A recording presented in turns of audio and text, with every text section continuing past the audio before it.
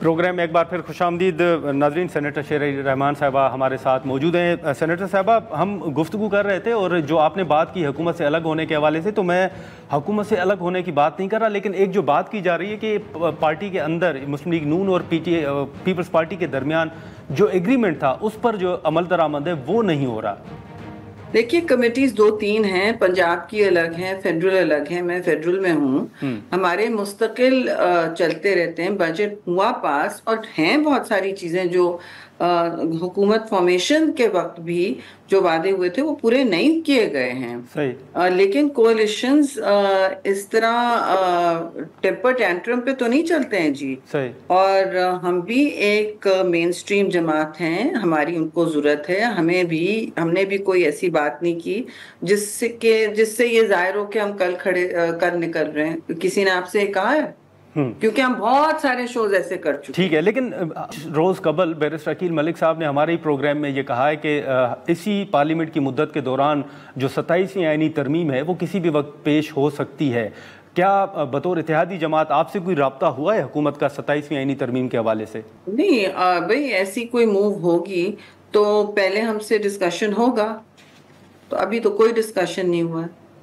آئینی ترامیم کے لیے ہماری ضرورت ہے, ہم سے کوئی ایسا ڈسکشن نہیں. چلیں, سیاسی سوال ہوگا جو سیاست کے حوالے سے ہے, لیکن اس کے بعد پھر ہم کلائمیٹ چینج کے حوالے سے سینیٹر صاحبہ بات کریں گے. آپ کرتے رہے اسپیکولیٹو پولیٹیکل پروگرامز بھائی. نہیں, لیکن سینیٹر صاحبہ پھر آپ سیاستدانوں کے بیانات آ جاتے ہیں, ہم کیا کریں؟ آپ ہی لوگ چلاتے ہیں, آپ کی مرضی ہوتی ہے, اس سے چلتا ہے. اچھا, لیکن ابھی سینیٹر صاحبہ ایک چیز تو یہ ہے نا کہ ایک آخری سوال, جیسے میں نے کہا کہ پی ٹی آئی نے اسٹریٹجی تیار کی ہے کہ وہ حکومت کے خلاف تحریک چلائیں گے اور خان صاحب کے بیٹے جو ہیں وہ لیڈ کریں گے. بطور سینئر پولیٹیشین آپ اس موو کو کس طرح دیکھ رہی ہیں؟ بھئی ہم نے تو بہت ساری تحریکوں کے اعلان دیکھے ہیں. نہیں دیکھے نا آپ نے, ہر مہینے تحریک کا اعلان ہوتا ہے, یاد ہے آپ کو؟ میں تو بھول گئی ہوں کتنی تحریکوں کا اعلان ہوا ہے. کبھی وہ چینج ہو جاتا ہے, کبھی کچھ ہوتا ہے. دیکھیے, تحریک چلانی ہے, پرامن تحریک چلانے کی میں نے تو کبھی ایشو میں نے نہیں دیکھا, لیکن وہ پرامن تحریک نہیں چلاتے. انہوں نے پرامن تحریک کب لاسٹ چلائی ہے؟ کے پی سے جب تحریک پرامن نکلتی ہے تو وہ کیا بن جاتی ہے آپ نے دیکھا ہے. اور ملک اس وقت ابھی ایک نازک ٹرانزیشن میں حالات جنگ سے نکلا ہے اور دہشت گردی کے خلاف جنگ لڑ رہا ہے, خاص طور سے خیبر پختونخوا جو کچھ نہیں کرتی ہے وہاں کی گورنمنٹ, دہشت گردی کے حوالے سے, گورننس کے حوالے سے, سیلاب میں لوگوں سے کو بچانے کے حوالے سے کچھ بھی نہیں. بس وہ اپنی سیاست جو ہے ایک فرد واحد کو جیل سے نکالنے کے لیے کرتے ہیں, پھر اس پر بھی یو ٹرن لیتے ہیں. میں کیا ٹائم ضائع کروں ان کی تحریکوں پر جو اناؤنس ہوتی ہیں پھر دم توڑتی ہیں, مصلحت ان کی آپس کے جھگڑے ہی ختم نہیں ہوتے. تو آئی ڈونٹ بادر جی کہ میں I don't mean to be ڈس ریسپیکٹفل, لیکن آپ نے تحریک چلانی ہے تو بھی آپ چلا کے دکھا دیں پرامن تحریک, مجھے بتائیں اس کا مقصد کیا ہوگا. وہ ان کے بیٹے کیا کیا لیڈ کریں گے, دس از ناٹ مائی پرابلم. وہ تو امریکہ میں بھی ہیئرنگز کروا رہے ہیں پاکستان کے خلاف ایک فرد واحد پر, جب پورا ملک یک زبان ہو کے پاکستان کی دفاع کر رہا ہے. ہم کہاں کہاں جا رہے ہیں, pillar to post Pakistan has gone, ہمارا ڈیلیگیشن گیا, آرمی چیف وہاں گئے ہیں اور کچھ باتیں ٹھیک کر کے آئے ہیں. سب کے سب اس محاذ پر لڑ رہے ہیں ڈپلومیٹک پاکستان کے, وہ جا کے اپنی ذات کے لیے کروانا چاہ رہے ہیں, تو ہر جگہ یہ کر رہے ہیں. سینیٹر صاحب, یہ جو ماحولیاتی تبدیلیوں کے حوالے سے بہت سے چیلنجز ہمارے سامنے ہیں, آپ نے بھی بطور وزیر مختلف کاپس میں شرکت بھی کی, مختلف ایشوز کو ریز بھی کیا, لیکن اوورآل پاکستان نے کیا حاصل کیا ہے ان تمام کاپس کے ذریعے, اور دوسرا چیلنجز جو ہیں وہ آپ کی نظر میں کس حد تک خطرناک ہیں؟ ایک تو جی موسمیات نہ کہیں اسے, موسم ویدر ہوتا ہے, علامت ہوتی ہے کلائمیٹ چینج. ٹائم بہت کم ہے, شو اب نظر ہو چکا ہے سیاسی بلبلوں کے نظر, اور میں صرف اتنا کہوں گی کہ وہاں جو ہوا سوات میں, اور اب glacier lake outburst floods کی گلگت بلتستان کی اس وقت پیشن گوئی ہوئی ہے، یہ بہت خطرناک ہوتے ہیں. ان میں لوگوں کو بچانے کا ایک ڈھانچہ اور ایک سسٹم بنایا ہوا ہے، ارلی وارننگ کا سسٹم، اور لوگوں کو وہاں سے منتقل اور جانے بچانے کا سسٹم. کیونکہ جی بی میں فیڈرل گورنمنٹ کا چلتا ہے، پروگرامز چلتے ہیں، یو این ڈی پی کے ہمارے ساتھ چل رہے تھے، کم از کم میرے ٹائم میں تو چل رہے تھے اور مستحکم بھی ہو رہے تھے. تو جانے تو بچ جاتی ہیں، لیکن جب لیک پھٹتی ہے تو اس کے راستے میں کچھ نہیں سروائیو کرتا جی، سب کچھ وہ بہا کے لے جاتی ہے بہت تیزی سے. اور اس کا ایک ایگزامپل میں دوں گی، عطا آباد لیک. عطا آباد لیک بھی اسی طرح کریٹ ہوئی تھی، لیکن اس وقت بر وقت ایکشن لے لیا گیا تھا اور اس لیک کو بنا دیا گیا تھا اور ایک لوگوں کو وہاں سے منتقل کیا. نہیں تو یہ تو بہت ہی خطرے کی علامت ہے ہمارے لیے کہ سوات ریور میں آپ نے دیکھا 2022 کے بعد جو گھر گر رہے ہوتے تو ہوٹلز گر رہے ہوتے تھے. آپ کو یاد ہے وہ فیمس ویڈیو، ایک ہوٹل گرا تھا، پھر ہوٹلز وہاں بنے ہوئے، کوئی سبق نہیں سیکھتے یہ لوگ. کنارے پہ ہوٹلز بنے، پھر ریور بیڈ کی مائننگ ہو رہی ہے، پھر ٹمبر مافیا وہاں کام کر رہا ہے. تو کیا لاقانونیت ہے بھائی اس صوبے میں؟ 112 ان کا پہنچ نہیں پایا تھا، رسی لے کے پہنچ گیا تھا، کوئی ذمہ داری لینے تیار نہیں تھا. سب ایک دوسرے کی شکل دیکھ کے تو آپ کی ذمہ داری، آپ کی ذمہ داری. کوئی گورننس کی طرف، کوئی ٹھوس مسائل کی طرف توجہ تو ہو.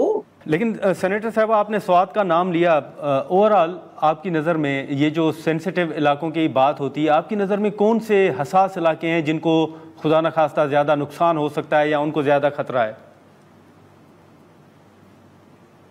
علاقے ہر سال چینج ہوتے ہیں سینسیٹیو، کہ ویدر الرٹ الگ آتی ہے، پی ایم ڈی بتاتا ہے. اس دفعہ پوری لسٹ آ گئی ہے مانسون کا، رجحان کدھر ہوگا، تیزی کدھر ہوگی، دریاؤں میں طغیانی کدھر ہوگی، تربیلا اور منگلا کو میں سپل ویز چل رہے ہیں. یہ روز این ڈی ایم اے اور پی ایم ڈی کرتے ہیں اور یہ چینج ہوتا ہے ہر ہفتے. یہ پیشنگ ہوا چینج ہوتی ہیں. اب مطلب آپ گرمی کو دیکھ لیں کہ گلگت میں 48-49 ڈگری سینٹی گریڈ کب آپ نے سنا ہے؟ یہ سوچ لیں. سمر میں کبھی بھی ہوا ہی نہیں ہے کسی موسم میں. اور سندھ میں، بلوچستان میں 50 ڈگری سے زیادہ چل رہا ہے، 50 سے زیادہ چل رہا ہے. تو اس کے اتنے امپیکٹس ہوتے ہیں جی، کیسکیڈنگ تواتر سے. یا تو دریاؤں میں طغیانی ہوتی ہے یا ڈراؤٹ ہوتی ہے، یعنی بالکل دریا ڈرائی ہو جاتا ہے. ڈیپینڈز کہاں پہ ہے. تو پانی کا تو بہت بڑا مسئلہ ہے.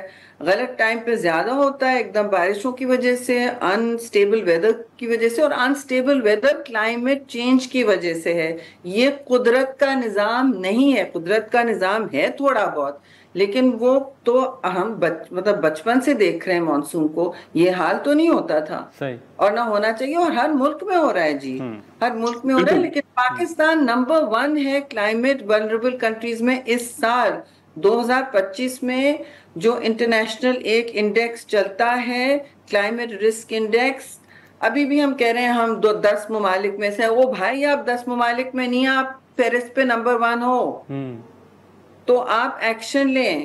لیکن یہ جو سوات کی بات کر رہے ہیں، یہ بالکل صوبائی ثوابدید تھی، منتقل ہو چکے ہیں ان کو سارے پاس، لیکن انہوں نے نہیں، انہوں نے توجہ بھی نہیں دی.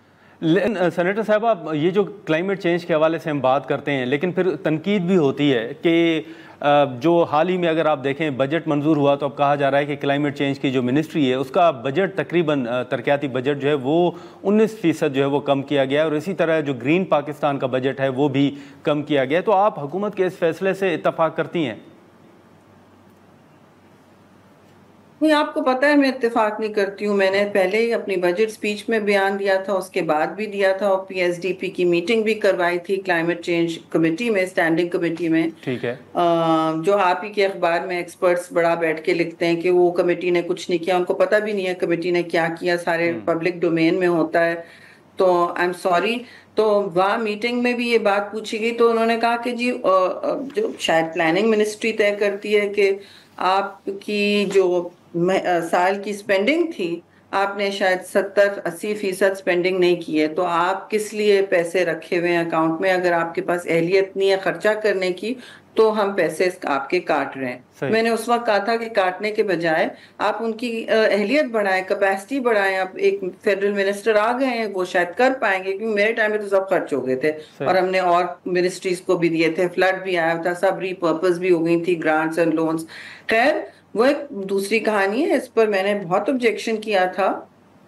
اور اس میں یہ بھی میں کہوں گی کہ دیکھیے کلائمیٹ چینج صرف ایک کھڑکی نہیں ہے پیسے ریز کرنے کے لیے ملک کے لیے. آپ لیویز لگا رہے ہیں, these are just taxation, this is not related to climate change. آپ کمٹمنٹ دکھائیں. اور میں افسوس سے کہوں گی کہ ہماری ایون لاس اینڈ ڈیمیج پہ جو بلاول بھٹو زرداری اور پرائم منسٹر شہباز شریف ہی نے ہمیں سپورٹ دیا تھا کہ بالکل پرسیو کریں, اس پہ آپ نے کوئی 3 سال سے کوئی ایک آواز سنی ہے پاکستان سے؟ کون ہے کمیٹی میں, کیا ہو رہا ہے, کوئی اس کی why has Pakistan lost its voice and leadership on it? ہم نے مر کے وہ کام کرایا تھا, راتیں جاگ کے زمینوں پہ سو رہے تھے, ہوٹل تک نہیں ہوتا تھا. میں نے کہا تھا نہیں ہم یہ کروا کے جائیں گے, اور یہ اب کیا حال ہے. سینیٹر صاحبہ کل ہی وفاقی وزیر مصدق ملک صاحب نے ہماری پروگرام میں انہوں نے کہا کہ ایک چیلنج یہ بھی ہے کہ جو بین الاقوامی ادارے تھے, جو تنظیمیں تھیں, جو فنڈنگ کرتی تھیں, وہ فنڈنگ اب انہوں نے ختم کر دی ہے رجیم چینج کے بعد اور ساری صورتحال کے بعد. لیکن یہی وجہ ہے کہ ان کو اب پرائیویٹ پارٹنرشپ کی طرف جانا پڑ رہا ہے. تو یہ جو فنڈنگ بند ہوئی ہے, آپ سمجھتی ہیں کہ یہ بھی ایک چیلنج ہے؟ دیکھیں ماحولیاتی تبدیلی میں جو فنڈنگ کی بات کریں وہ پی ایس ڈی پی نہیں ہے. جی, پی ایس ڈی پی الگ چیز ہوتی ہے, اور ملک کے باہر سے جو فنڈنگ آتی ہے وہ الگ چیز ہوتی ہے. ملک کے باہر سے میں نے ان کو 2 سال سے چیز رہی ہوں کہ فنڈنگ ملنا ختم ہو جائے گی, ختم تو نہیں ہوگی بالکل, لیکن کم ہوتی جائے گی. کیونکہ ہمیں واضح طور پر کہہ دیا گیا ہے کہ انٹرنیشنل سسٹم جو پبلک فائنینسز کا سسٹم ہے وہ نہیں سپورٹ کر رہا. 70% انٹرنیشنل کلائمیٹ فائنانس بڑے ممالک کے پاس جا رہی ہے, جن کے پاس آلریڈی کافی سرمایہ ہے اور جو سب سے بڑے پولوٹرز بھی ہیں, ایمیٹرز بھی ہیں. تو یہ تو کلائمیٹ انجسٹس کا ایک شاخسانہ ہے, بالکل یہ سامنے آپ کے نظر آ رہا ہے. تو آپ کو خود بھی سلوشنز ڈھونڈنے ہوں گے. آپ کو کوئی مدد کرنے مت ایکسپیکٹ کریں جس پیمانے پر آپ کی توقع ہے. ٹھیک ہے, بہت شکریہ سینیٹر شیری رحمان صاحبہ, تھینک یو سو مچ. ناظرین, سینیٹر شیری رحمان صاحبہ کی گفتگو آپ نے سنی. ہم یہاں پر ایک مختصر سا بریک لیتے ہیں, اور بریک کے بعد پاکستان تحریک انصاف اور مسلم لیگ نون کے رہنما جوائن کریں گے, اور ہم ان کے ساتھ جو پاکستان تحریک انصاف کی اسٹریٹجی ہے یا جو وفاقی حکومت کی اسٹریٹجی ہے اس حوالے سے گفتگو کرتے ہیں.